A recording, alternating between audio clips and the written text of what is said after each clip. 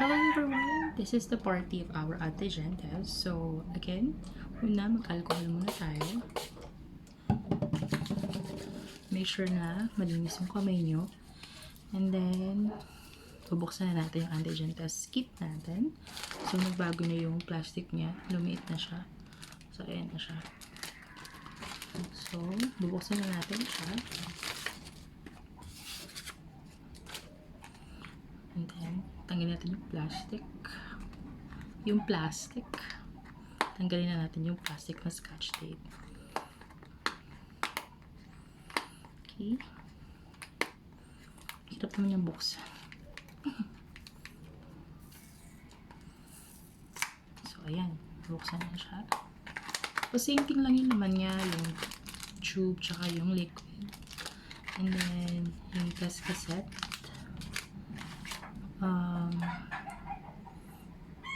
Yung stick napasok sa ilong, and then yung box, and then same thing, manual. So same process lang. Yun ko naman alam nyo na kung paano gawin yung tube box. Syempre nanood naman na kayo ng unang video ko, kaya alam nyo na yun. So mga hindi nakanood, panoorin nyo. Tapos ganyan lang siya. Ayan. Tapos ulit kuya tayo yung tube.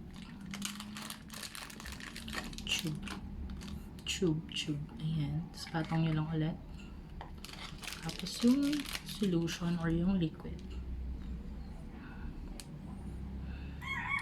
Alala po, hindi po ito iniinom. Baka iba sa inyo try yung inumin. Habang nilalagay natin, pakinggan nyo yung manok namin. So, ayan. So, ayan. Tapos, third is, syempre, bubuksan natin yung stick. Tinuro ko na kung paano yung buksan na yun. Ayun, meron siyang parang part na hindi nakatiket. So, ayun lang, bubuksan niyo lang siya para makuha niyo yung stick sa loob. Tanananan! Tapos, pasok ko lang ulit. Ikot. Mga 5 times or more. Make sure lang na malinis yung ilong niyo at walang kulangot na sasabit. So, ayan. So, after, lagyan siya dito. Make sure na ma-mix niyo siya. And then, press niyo lang din para lahat madamay. Ayan.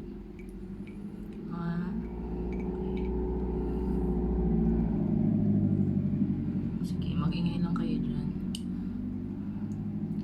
So, after nun, buksan niyo yung test kit.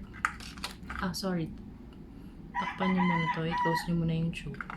And then, open niyo yung test kit or test cassette.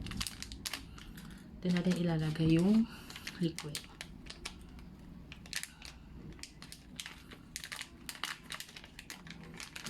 Sure na.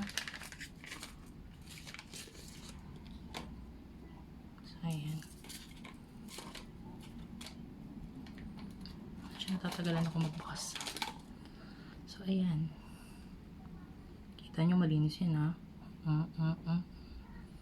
Okay. Tapos, ipapatak lang natin yung tubig doon. Patak. Ulit. 3 drop. 2, 3. Ulit. 1, 2, 3.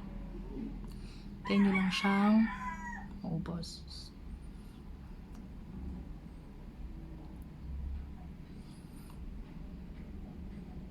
Ko alam pero I don't know kung kita nyo nararamdaman nyo pag antigen test kayo, kung kinakabahan ba kayo or something. Pero ako hindi naman.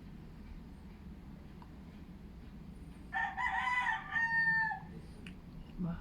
Sige. Makinig lang kayo sa manok namin. Ayan. Kasabos na.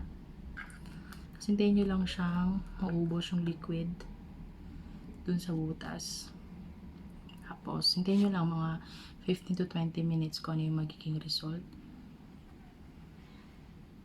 So, hintayin lang natin yan. Mga 15 to 20 minutes. Tapos, Habang naghihintay, daldal muna tayo. Share ko sa inyo kung ano nangyari sa amin last Saturday. So, last Saturday guys, pumunta kami ng ATC. Tapos, kumain kami sa isang Japanese restaurant. Japanese ha. Tapos, nag-ramen kami. Medyo mahal yung price kasi basta mahal. Mga 400 plus yung ramen. Although, sulit naman siya, tsaka masarap.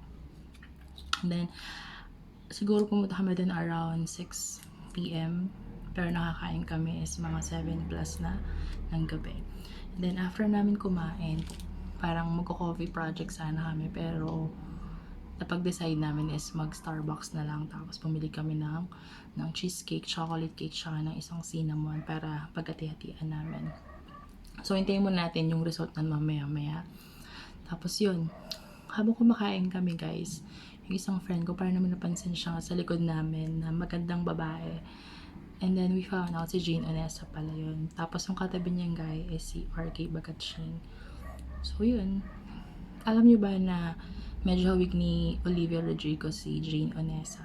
And to be honest, mas maganda siya sa personal kaysa sa TV. And then, kay RK Bagatsing naman, hindi ko siya masyadong kita kasi medyo iba yung side nila. Parang si Jane nakaharap na ganda and then si RK paganda naman siya. So, ang nakakita na talaga is yung friend namin. Tapos yun, parang normal lang naman actually pag nakita ka ng artista. Parang tao din sila. And then, yun, medyo nakakaano lang din, nakaka-overwhelm na minsan sa isang piso pupunta na may kasabayan kang artista or meron kang kasabayan na alam mo yun, kumakain na isang artista. So, I think wala naman difference siguro yung pagiging artista and then ordinary person. Siguro ang difference lang is artista sila and then ordinary lang tayo na tao. So, yung kinainan namin, actually, first time ko dun kumain and then to be honest, on my own opinion talaga is masarap yung ramen nila. And then yung pork, sobrang lambot talaga. So, siguro babalik kami doon one time ulit or magta-try naman kami sa ibang Japanese food na malapit doon. Kasi alam niyo, to be honest, yung ATC para sa akin, pang ano lang talaga yun, pang mga alta. What I mean is, pang mga mayayaman lang talaga na tao. Pero, I'm really thankful kasi nga yung mga friends ko is,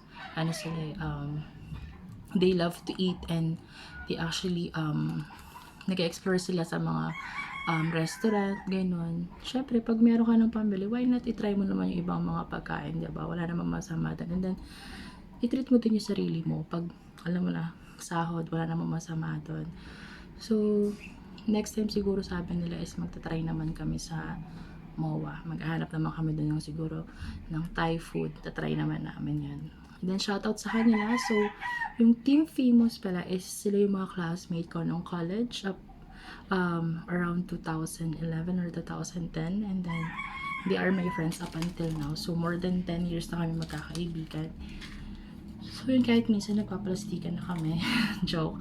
Hindi. Syempre, ano naman yun. Sila yung mga friends ko talaga na matagal na talaga. So, yun. Pag may mga gala, like out of town, sila yung mga kasama ko. Sila yung nag-i-invite sa akin kasi nga sila yung talagang nag-i-explore, to be honest, pag mga galaan. So, ako naman syempre, pag may budget, why not? Sumama tayo. So, tagal ko na nagdaldal, yung result ko pala. So, ayan na. Negative po yan. So, again, pag letter C, 1 line negative. Pag sa letter C, yung 1 line, invalid po yun. Tapos pag 2 lines, positive po kayo. So, ayan. So, ito po yung result ko. And then, please, make sure po na before kayo ng antigen test kit, make sure nyo po na i-follow yung manual para at least may guidance po kayo. Okay? So, ito po yung result ko. Antigen part 3. Thank you!